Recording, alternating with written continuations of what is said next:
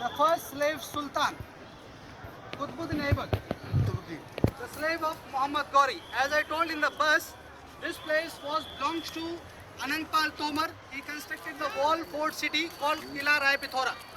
Later on, Kila Rai Pithora was ruled by Prithviraj Chauhan, and during the time of Prithviraj Chauhan, there were 27 temples over here.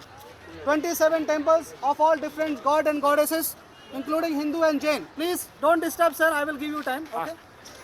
So Prithviraj Chauhan time there were 27 temples, but this place was very luxurious and very wealthy. That was the reason Muhammad Ghori invaded to Delhi and he planted the Delhi. He looted the wealth of Delhi and went back to Afghanistan. But before going back to Afghanistan, he introduced his slave as a caretaker of his throne. He was a minister, he was appointed as a chief and commander, and later on he was declared as a minister.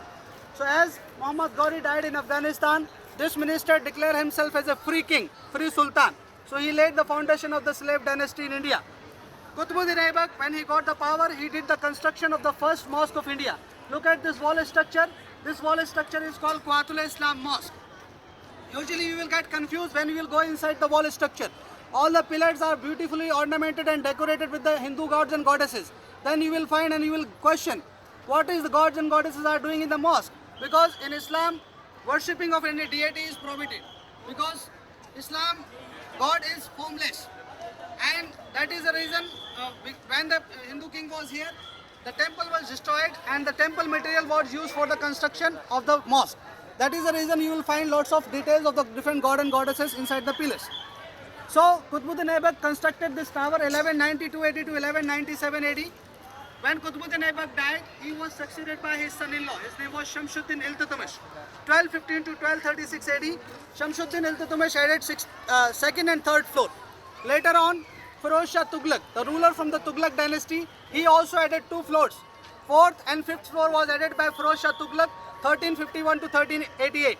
The total tower is 5-storied building, 72.5 meter height, 234 feet. Less than little bit Taj Mahal. Taj Mahal is 73 meter, but this is 72.5 meter. Inside the tower there are, hello, listen please, hello, please listen. Bhaiya, dur ho jao.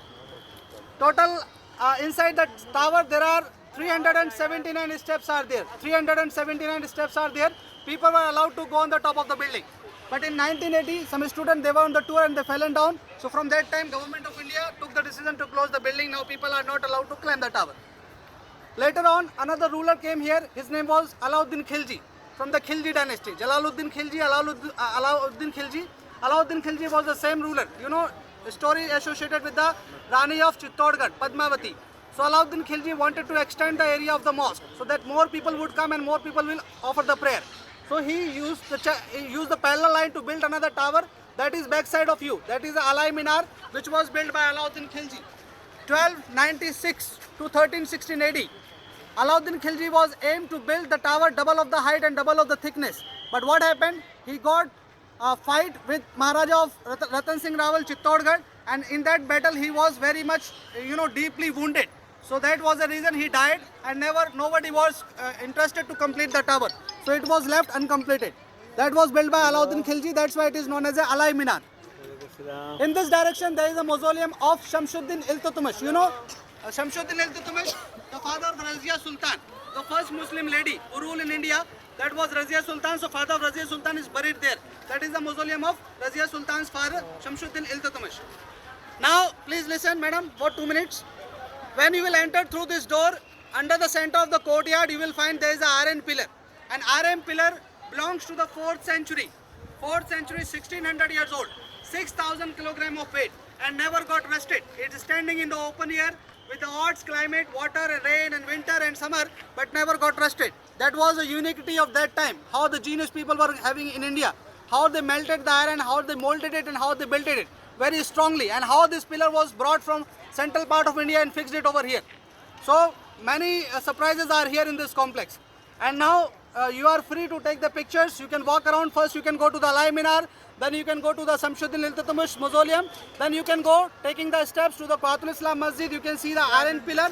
After that you can come to the tower, take the pictures, and that is the way to the exit. Okay? These are the graves. These are the graves, but we are not having the name. There are many graves are here. those are not having names, but these are might be the graves of the minister's family or the Sufi saint people family. So these are the graves here. Okay. So now you